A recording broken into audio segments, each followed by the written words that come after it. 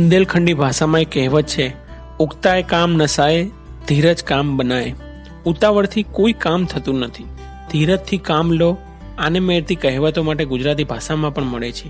ઉતાવળા સો બહાવરા, ધીરા સો ગંભીર. ઉતાવળે આંબા ન પાકે. આ કહેવતની પાછળ એક રસપ્રદ કથા પડેલી મળી આવે છે.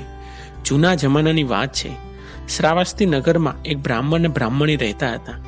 બ્રાહ્મણ વિદ્વાન હતો, એને સંતાનમાં એક સુપુત્ર હતો. આ પુત્ર ખૂબ જ તેજસ્વી હતો. પિતા એને જે કંઈ શાસ્ત્રો શીખવાડતા તે તરત જ કડકડાટ મોઢે બોલી જતો. બુદ્ધિશાળી દીકરાની હોશિયારી જોઈને બ્રાહ્મણ મનોમન હરખાતો, પણ કોઈ દિવસ દીકરાનો કંઈક ને કંઈક દોષ કાઢીને તેને ધમકાવતો. દીકરાને કદી વખાણ કરતો નહીં. થોડા વર્ષમાં દીકરો ભણી ગણીને બાજંદો બન્યો. આજુબાજુના પંથકમાં પંડિતજી તરીકે પંકાવા લાગ્યો. કર્મકાંડ અને શાસ્ત્રાર્થમાં એની કીર્તિ મલક આખામાં ફેલાઈ ગઈ. લોકો માનવા મંડાણા એટલો વિદ્વાન બ્રાહ્મણ આખા ઇલાકામાં કોઈ બીજો નથી. દીકરો વિદ્વાન થયો હોવા છતાં બ્રાહ્મણના વ્યવહારમાં તલ ભારે ફરક ના પડ્યો. દીકરાની નાની નાની ભૂલો ગોતી કાઢીને એને દિવસમાં 10 વાર ધમકાવી નાખતો. દીકરો હવે નાનો ન હતો, એ જુવાન થયો હતો, પરણ્યો હતો અને એની ગણતરી વિદ્વાન પંડિતોમાં થવા લાગી હતી. તેમ છતાં પિતાને તો ઘરકી મુર્ગી દાળ બરાબર જેવું જ હતું. આ વાત દીકરાના મનમાં અહર્નિશ ખટક્યા કરતી. એ વિચારતો કે હું ભણી ગણીને વિદ્વાન થયો છું, લોકો મારી પ્રશંસા કરતા થાકતા નથી, અને મારા બાપા મને એક દિવસ પણ ધમકાયા વગર છોડતા નથી. મને હંમેશા ધિક્કારે છે. મારા ગુણ અને માન સન્માન જોઈને એમને બળતરા થાય છે. એમ કરતાં કરતાં 2-4 મહિના વહાણા વાઈ ગયા. દીકરાના મનમાં બાપ તરફનો એક પ્રકારનો પૂર્વાગ્રહ બંધાઈ ગયો. એ પછી એક દિવસ એના મગજમાં ક્રોધનું ભૂત સવાર થયું. એણે મનોમન નિશ્ચય કર્યો કે બાપને મારી નાખું તો કાયમની ટકટક મટી જાય. આસો માસ છે, શરદ પૂનમની રાત છે. ચંદ્રમા 16 કળાએ ખીલીને ધરતી પર ચાંદની રેલાવી રહ્યો છે. બરોબર મધરાતે ગજર ભાંગ્યો ત્યારે બ્રાહ્મણનો દીકરો હાથમાં તલવાર લઈને મેડી ઉપર ચડ્યો. જ્યાં મા બાપ સૂતા હતા એ ઓરડાના બારણા આગળ આવીને ઊભો રહ્યો. ત્યાં તો એણે મા બાપને વાતો કરતા સાંભળ્યા. એ ચૂપચાપ ઊભો રહીને વાત સાંભળવા લાગ્યો. માં કહેતી હતી, જુઓ આજનો ચંદ્રમા કેવો સુહામણો લાગે છે. એનું અજવાળું જાણે ધરતી પર અમૃત વરસાવી રહ્યું છે. મને એ તો બતાવો કે ચંદ્રમા જેવી ઉજ્જવળ કીર્તિવાળું આ ધરતી પર બીજું કોણ છે? પિતા પ્રેમાળ અવાજે બોલ્યા, આપણા આંગણે જ છે. આપણો દીકરો ચંદ્રમા કરતાંય વધુ એના જ્ઞાનનો પ્રકાશ પાથરી રહ્યો છે. ચંદ્રમાના પ્રકાશના સુગંધ નથી, જ્યારે તારા દીકરાના ગુણોની સુગંધથી સંસાર મહેકી રહ્યો છે. એની વ્યવહાર કુશળતાની મીઠાશ સૌને કેવો સંતોષ આપે છે. એની કીર્તિ સામે ચંદ્રમાનો પ્રકાશ પણ હવે મને ઝાંખો લાગે છે. ધન્ય છે તારી કુખને. આવું પુત્ર રત્ન આપીને તે તો આપણા બ્રાહ્મણ કુળને ઉજાડ્યું કર્યું છે. બ્રાહ્મણનો દીકરો પોતાના મુખે પોતાની પ્રશંસા સાંભળીને હેબતાઈ ગયો. તે મનોમન પોતાની જાતને ધિક્કારવા લાગ્યો. ધૂળ પડી આ જીવનમાં, એમ કહેતો શર્મિંદો બનીને મેળીએથી હેઠો ઉતર્યો. પણ ભાઈ આખી રાત એને નીંદર ન આવી. બીજે દિવસે સવારે સ્નાન સંધ્યા પતાવીને પિતાજી પાસે આવ્યો.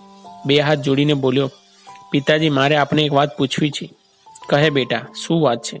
પિતાજી, કોઈ કુપુત્ર એના બાપને મારી નાખવાનો સંકલ્પ કરે પણ વિચાર બદલાઈ જતા એને મારે નહીં તો એનું શું પ્રાયશ્ચિત હોઈ શકે? શાસ્ત્રમાં એના માટે 2 જ પ્રાયશ્ચિત લખ્યા છે. એક તો એણે પોતે કોઈ સૂકા પીપળાના વૃક્ષ પર ચડીને નીચે આંખ ચાંપીને બળી મરવું જોઈએ. બીજું પ્રાયશ્ચિત કોઈ જાતવન બ્રાહ્મણને ત્યાં 12 વર્ષ સુધી રહીને એની ગાયો ચરાવીને બ્રાહ્મણની તન મન ને ધનથી સેવા કરવી જોઈએ. બ્રાહ્મણનો દીકરો પિતાને પ્રાયશ્ચિત પૂછીને પોતાની પત્ની પાસે આવ્યો અને કહેવા લાગ્યો, હું 12 વર્ષ સુધી પ્રાયશ્ચિત કરવા માટે પરદેશ જાઉં છું. મારા ખર્ચ માટે 12,000 રૂપિયાની જરૂર છે. હું તને એક સુભાષિત લખી આપું છું. તું ગામના નગરશેઠને ત્યાં ગીરવી મૂકીને પૈસા લઈ આવ. બ્રાહ્મણની પત્ની સુભાષિતનું કાગળિયું લઈને નગરશેઠ પાસે ગઈ. બ્રાહ્મણની આબરૂ તો મોટી જ હતી. શેઠે તુરત જ એને 12,000 રૂપિયા ગણી દીધા. બ્રાહ્મણી રૂપિયા લઈને ઘેર આવી. શેઠે કાગળિયું ખોલીને વાંચ્યું તો અંદર લખ્યું હતું, ઉતાવળા સો બાવરા, ધીરા સો ગંભીર. નગર શેઠે તો આ કાગળિયું પોતાના સુવાના ઓરડાના પલંગ માથે પડેલી તિજોરી પર ચોંટાડી દીધું.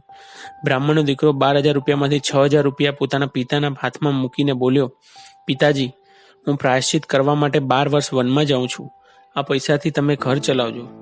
એમ કહીને બ્રાહ્મણ પુત્ર ઘર છોડીને ચાલી નીકળ્યો. ચાલતો ચાલતો એ ગંગા કિનારે પહોંચ્યો.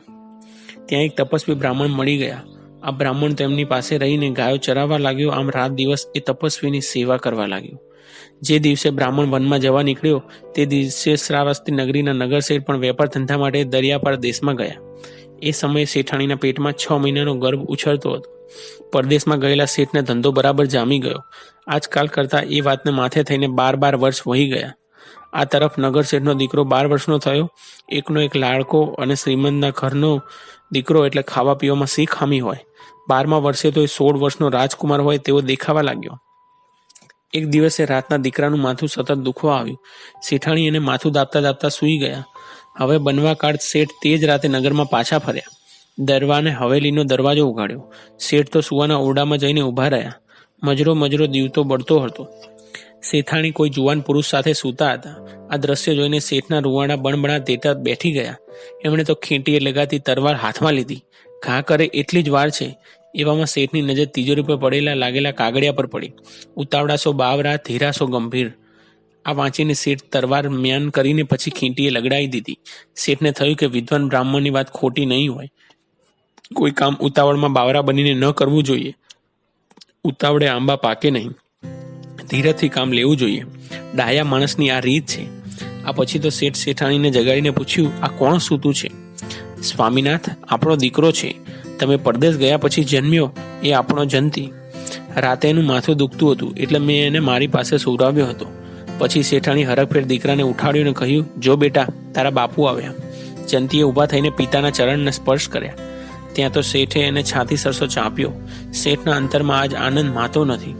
શેઠે વિચાર્યું કે વિદ્વાન બ્રાહ્મણના સુભાષિતે મને કેવડા મોટા અનર્થમાંથી ઉકારી લીધો. હું તો વગર વિચારે મારા કુટુંબનો સર્વનાશ કરવા માટે તૈયાર થઈ ગયો હતો. શેઠો મનોમન ઈશ્વરનો પાડ માન્યો અને બ્રાહ્મણને ધન્યવાદ આપ્યા. હવે આ તરફ 12 વર્ષ પૂરા થતા બ્રાહ્મણનો દીકરો પ્રાયશ્ચિત કરીને પાછો આવ્યો. રસ્તામાંથી ખૂબ રૂપિયા કમાઈને લાવ્યો હતો. એણે આવીને પોતાની સ્ત્રીને કહ્યું, તું નગર શેઠના ત્યાં જઈને એમના રૂપિયા વ્યાજ માથે ચૂકવી દે અને આપણું સુભાષિત ગીરે મૂક્યું છે તે છોડાવી લાવ. બ્રાહ્મણની પત્ની રૂપિયા લઈને નગર શેઠને ત્યાં જઈને કહેવા લાગી, શેઠજી, તમારા રૂપિયાનો હિસાબ કરીને વ્યાજ સાથે ગણી લો અને મારું સુભાષિત તમારે ત્યાં પડ્યું છે ને એ છૂટું કરી આલો. ત્યારે શેઠ એટલું જ બોલ્યા, બહુ દીકરી, મને મારા મૂળ રૂપિયા કરતાં અનેક ગણા રૂપિયા મળી ગયા છે. આ રૂપિયા તું પાછા લઈ જા. તમે ખાઓ, પીઓ, વાપરો અને લીલા લહેર કરો. હા, પણ એક વિનંતી છે. પેલું સુભાષિતનું કાગળિયું હવે મારી પાસે રહેશે. એને માટે જોઈએ તો 1 લાખ રૂપિયા ઉપરથી લઈ જાઓ. બ્રાહ્મણની પત્ની શેઠની વાત સાંભળવા ઘડી પર પણ ત્યાં રોકાઈ ન રોકાઈ એ તો સડસડાટ કરતી ઘેર આવી. શેઠે મુનમજી મારફતે રૂપિયાનો થાળ ભરીને બ્રાહ્મણને ઘેર મોકલી આપ્યો.